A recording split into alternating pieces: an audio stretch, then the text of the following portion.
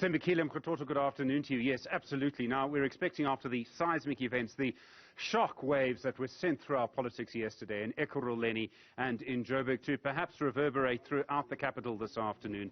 We've got a team for you live this afternoon. Just to let you know where the councillors are at the moment, they have finished their swearing-in process. Tshwane is going to give us more on that in just a moment.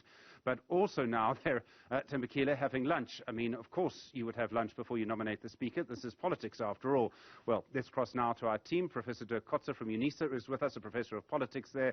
First, Tshwane, good afternoon to you. Take us through the day's events so far in Tshwane. Good afternoon, Stephen. So currently in the city of Tshwane, of course, they were swearing in their councillors, which is what took place for majority of the day. As you've mentioned, they are now having lunch.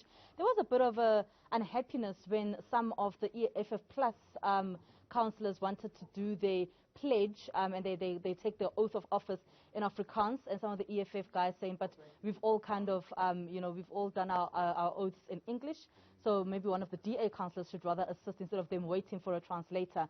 But that was about it, really. So it's been moving quite smoothly, the swearing in of the councillors, and of course after lunch we are then expecting them to then nominate the Speaker for the Tshwane House.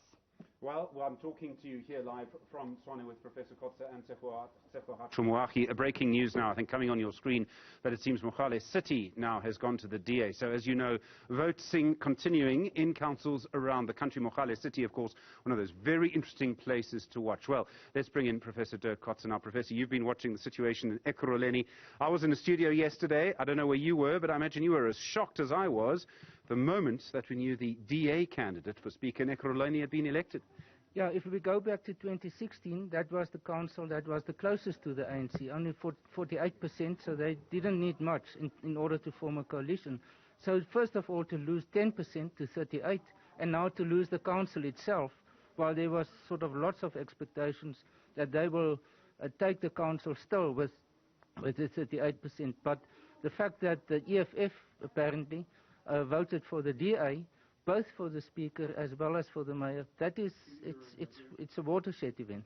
You know. It's a watershed event. I mean, the obvious question is, what is the strategy, what is the tactics? And it may be 5 years before we know. Yes, that's very difficult to know. And I think, my big wish is to know what's happening in the minds of the EFF. What's the real strategy behind all of this? Is this a repeat of 2016? What we've seen here, for example, in Nelson Mandela Bay in Johannesburg, where halfway through the term they actually withdrew and it became a sort of a stalemate situation. The point is that the EFF is still not part of the executive. They're still not part of the coalition.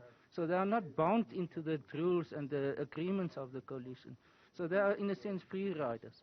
And how are they going to do it? Is the sort of the resentment against the ANC running so deep that they are willing to give up almost anything in order to be in this position where they are now?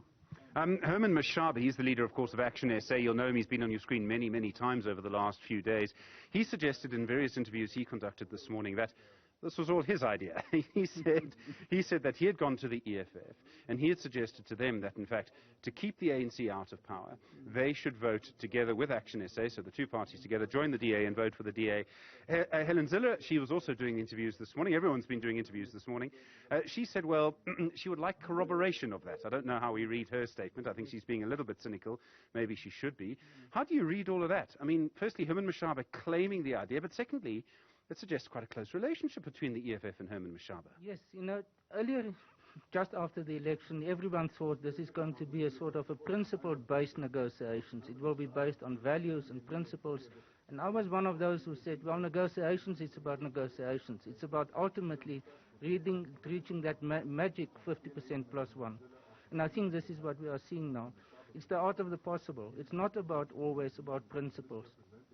And what we are seeing now also is that all parties claim victory, and say we'd stick to our principles.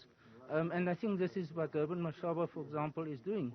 The fact that he stood as mayoral candidate in Johannesburg, I thought at that particular point was a bit deviating from his principles and splitting the vote. And when he withdrew, in a sense, I think he'd realized what is happening. So many of the parties now are coming back and saying, but it was because of our strategy that we are where we are. But ultimately, I think it became because of the reality on the ground, the reality of the results, that in the end dictated what will be the combinations. But the real surprise remains the EFF. Doesn't it always? We're with Professor Dirk Kotzé. Good afternoon.